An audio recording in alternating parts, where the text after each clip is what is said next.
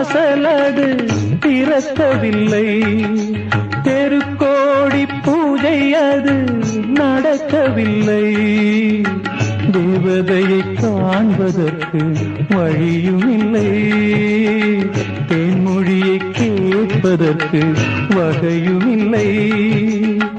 காதலில் வாழ்ந்த கன்னி மனம் காவலில் மாடையில் கன்னி விடும்.